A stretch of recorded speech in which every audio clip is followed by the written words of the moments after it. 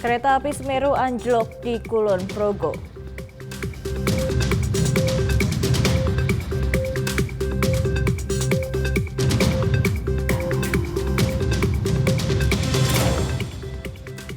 Kelabui perbankan, seorang insinyur menggelapkan uang senilai 10 miliar rupiah.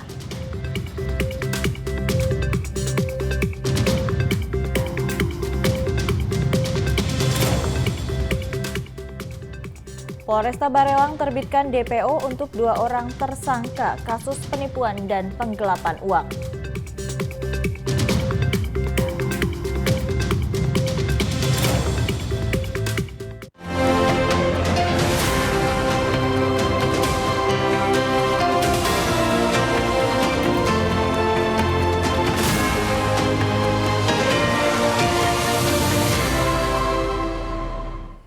Selamat malam pemirsa, Presisi Utama kembali hadir edisi Selasa 17 Oktober 2023. Selain 3 berita utama tadi, selama 1 jam ke depan kami juga telah menyiapkan sejumlah informasi terkini lainnya. Saya Ratu Dianti, inilah Presisi Utama selengkapnya.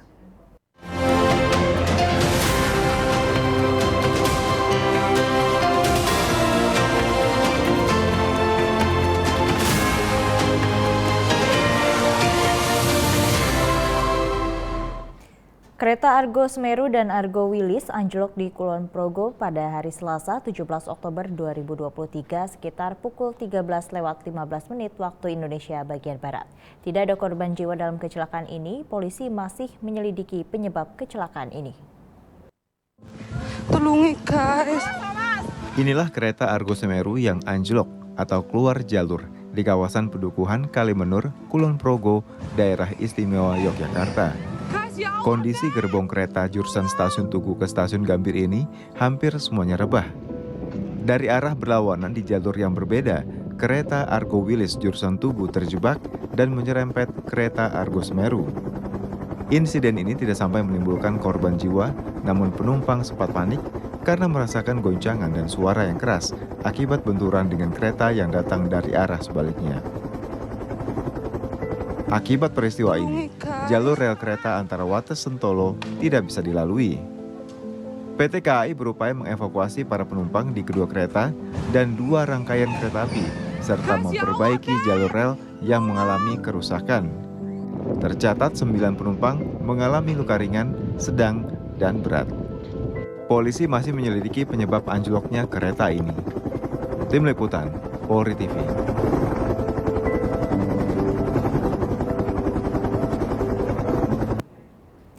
Dalam kunjungan kerjanya ke Republik Rakyat Tiongkok atau RRT, Presiden Joko Widodo melakukan beberapa rangkaian kegiatan, diantaranya menghadiri Forum Bisnis Indonesia Republik Rakyat Tiongkok dan melakukan pertemuan bilateral dengan Perdana Menteri RRT, Li Qiang. Indonesia tiba di tempat acara. Dalam Forum Bisnis Indonesia Republik Rakyat Tiongkok, Presiden Joko Widodo hadir sebagai pembicara kunci. Presiden Joko Widodo mengapresiasi investasi dan kontribusi para pengusaha RRT dalam pembangunan di Indonesia. Presiden Joko Widodo meyakinkan para investor bahwa investasi di Indonesia menjadi pilihan tepat karena mudah dan aman.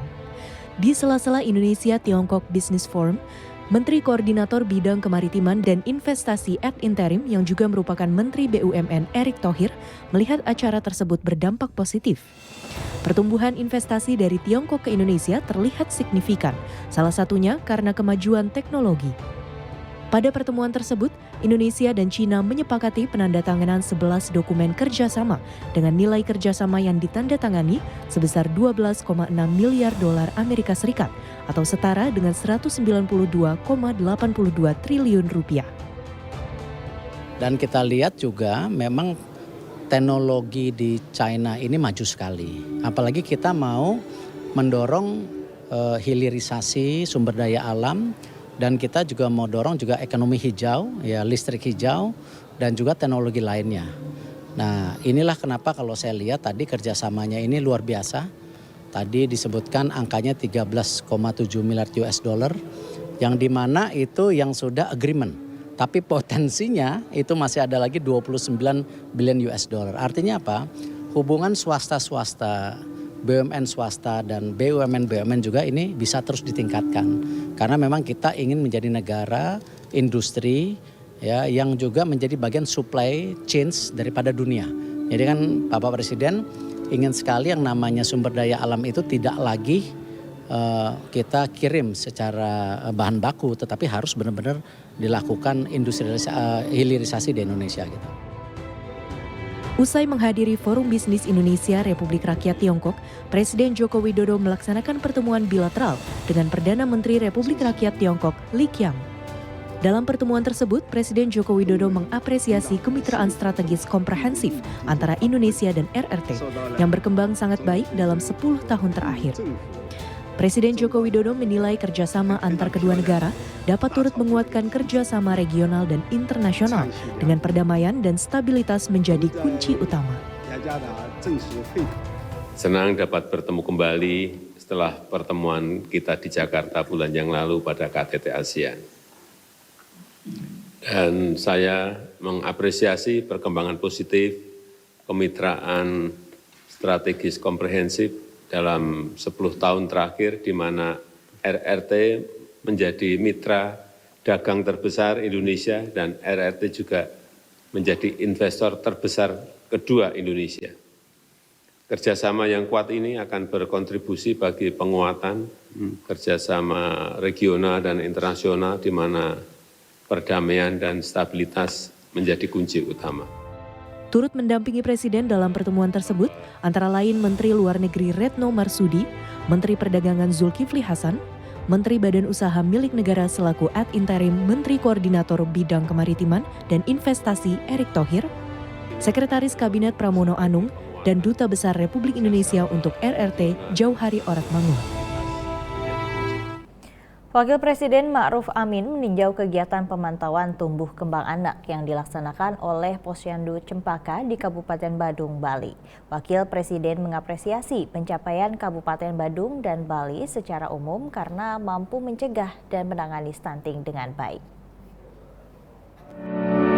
Dalam kunjungan kerja di Bali, Wakil Presiden Ma'ruf Amin meninjau kegiatan pemantauan tumbuh kembang anak yang dilaksanakan oleh Posyandu Cempaka di bawah naungan Puskesmas Kuta Selatan di Banjar Mumbul, Nusa Dua, Kabupaten Badung, Bali pada hari Selasa 17 Oktober 2023. Wakil Presiden hadir bersama Ibu Wuri Ma'ruf Amin didampingi oleh PJ Gubernur Bali beserta Ibu Ida Setiawati Mahendra Jaya dan disambut oleh Bupati Badung beserta Ibu Nikade Seniasih Giri Prasta dan Kepala Dinas Kesehatan Provinsi Bali. Kepala Puskesmas Kuta Selatan, Imade Sugiada menyampaikan ke Wakil Presiden pencapaian yang telah diraih Posyandu Cempaka dengan memantau perkembangan 60 balita yang mana tidak terdapat balita dengan indikasi stunting. Upaya yang dilakukan Posyandu Cempaka adalah dengan memantau dan memberikan pemahaman komprehensif kepada orang tua untuk memberikan gizi yang baik di usia emas anak. Wakil Presiden memberikan apresiasi atas capaian Kabupaten Badung dan Bali secara umum yang dinilai mampu mencegah dan menangani stunting dengan baik. Apa yang terjadi di Bali, ini juga ada daerah-daerah yang lain mungkin lebih besar, tapi banyak yang sudah di bawah 10%. Artinya di 2004 itu akan jauh di bawah 10%. Walaupun ada juga beberapa daerah yang masih ada di atas 10%, bahkan mungkin ada yang lebih dari sampai 18, 19, tapi secara rata-rata kita perkirakan bahwa di 2004 nanti capaian target 14% akan kita peroleh, ya. Dan ini karena ada kerjasama dari seluruh komponen masyarakat, semua pimpinan kementerian dan lembaga, dinas-dinas dan semua bekerja bersama menangani masalah stunting ini dan juga kemiskinan, ya. Kemiskinan kita harapkan juga terutama ekstrim itu bisa mencapai 0%. Di berapa sekarang? 0,54% di Bali. Artinya 2004 itu akan tercapai sampai 0%. Wakil Presiden menyampaikan pesan kepada orang tua yang hadir di Posyandu Cempaka untuk terus menjaga gizi dan tumbuh kembang anak karena anak adalah cerminan bangsa di masa depan. Ditambahkannya, capaian ini dapat terrealisasi karena adanya kerjasama baik dari seluruh pihak yang serius menangani stunting.